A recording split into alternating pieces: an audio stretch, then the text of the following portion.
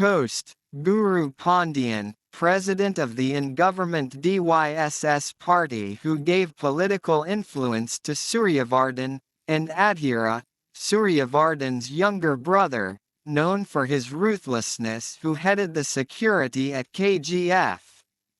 Suryavardhan suffers a stroke and appoints his elder son Garuda as the future heir of K.G.F. Suryavardhan expected Adheera to serve as his son's aide, but Adheera unsuccessfully attempts to assassinate Garuda. In turn, Garuda bombs Adheera's car and he is presumed dead. Suryavardhan's associates eye the riches of K.G.F. and plan to assassinate Garuda. Rocky arrives in Bombay as a 10-year-old on a quest for wealth and power as desired by his dying mother, and begins to work for Shetty, a gold smuggler and Andrews' underboss, who competes against a Dubai-based underworld don Inayat Khalil. Years later, he rises in ranks and oversees the arrival of African gold bars to the Bombay coast. Rocky's influence begins to rival Shetty's own. Andrews, who notices this, offers him Bombay in return for assassinating Garuda. Rocky accepts the offer and heads to Bangalore. He meets Desai's daughter Reena and falls in love with her. This irritates Reena's fiancé Kamal, who immediately dislikes Rocky.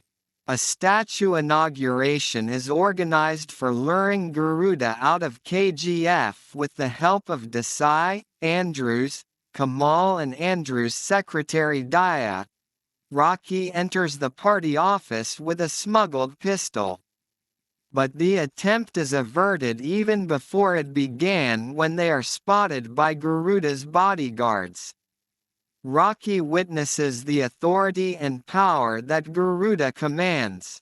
Seeing no other option to murder Garuda, Rocky journeys to K.G.F., killing a unit of Garuda's henchmen to enter.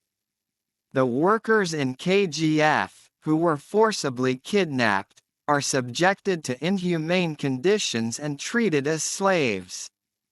Rocky becomes one of them, and although apathetic at first, he is moved by the cold-blooded murder of a mother and son by a guard.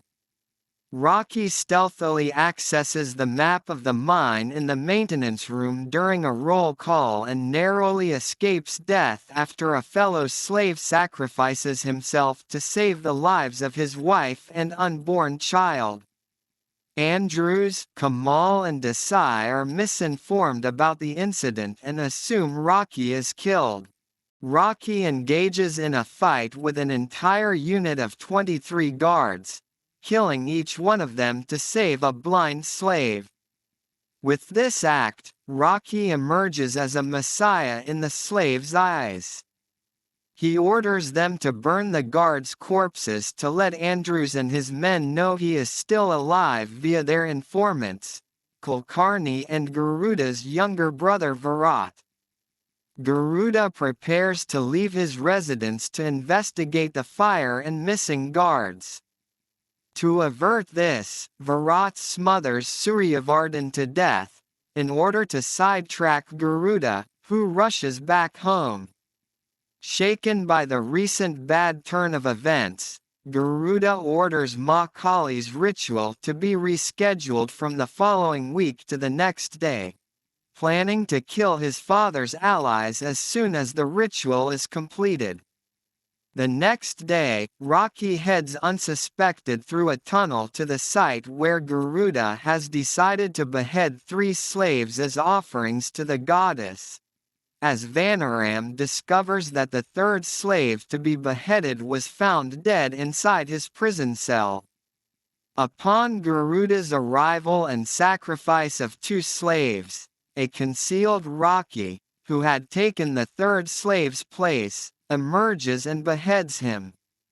The ecstatic slaves accept Rocky as their leader. Ingalaji concludes that Rocky intentionally chose K.G.F. as the location to assassinate Garuda, thereby inspiring an army of slaves to help him seize control.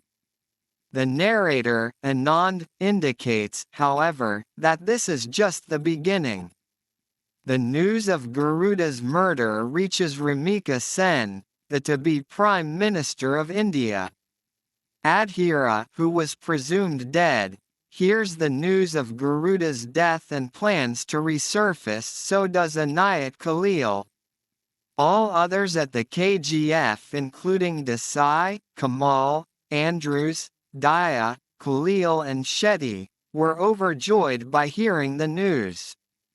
As Vanaram orders his men to attack Rocky and his army, a gunshot is heard.